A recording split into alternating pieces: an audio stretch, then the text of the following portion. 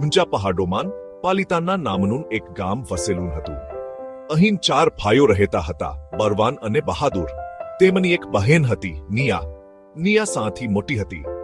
ગામ લોકો તેને ચોટી રાની કહેતા.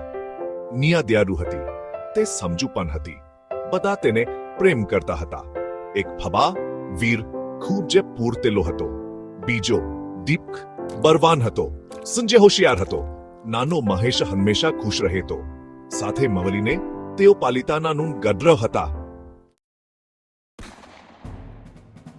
એક દિવસ આકાશ કાળું રેબાંગ થઈ ગયું. પવન ગરજવા લાગ્યો. એક ભયંકર તોફાન આવી રહ્યું હતું. લોકો દોડીને સુરક્ષિત જગ્યા શોધવા લાગ્યા. વરસાદ ખાબકી પડ્યો. ઝાડ જોરથી હાલવા લાગ્યા. નદીમાં પૂર આવવા લાગ્યું. ગામમાં ભય ફેલાઈ ગયો. શું થશે? પારોમાં પાણી ભરાઈ ગયા. અનાજ તણાઈ ગયું. ગામ લોકો ગભરાઈ ગયા. તેમને મદદની જરૂર હતી. નિયાએ બધાની આંખોમાં ભય જોયો.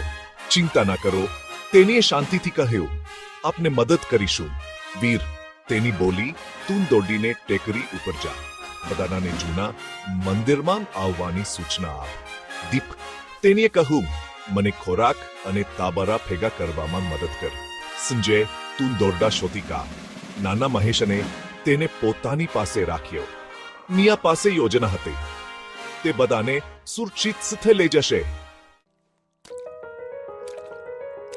થોડા જ સમયમાં ગામ લોકો મંદિરમાં ભેગા થઈ ગયા. તે બુંચાનવાળી જગ્યાએ હતું, પૂરથી સુરક્ષિત. નિયા અને તેના ભાઈઓએ અથાક મહેનત કરી. તેઓએ વિદ્યાર્થીઓને મદદ કરી. તેઓએ ગભરાયેલા બાળકોને શાંત પાડ્યા.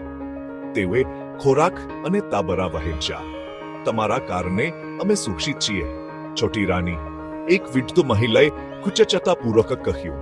નિયા હસી પડી. તે મદદ કરીને ખુશ હતી. તોફાન શાંત થયું. સૂર્ય બહાર આવ્યો. ગામ લોકો પોતપોતાના ઘરે પાછા ફર્યા.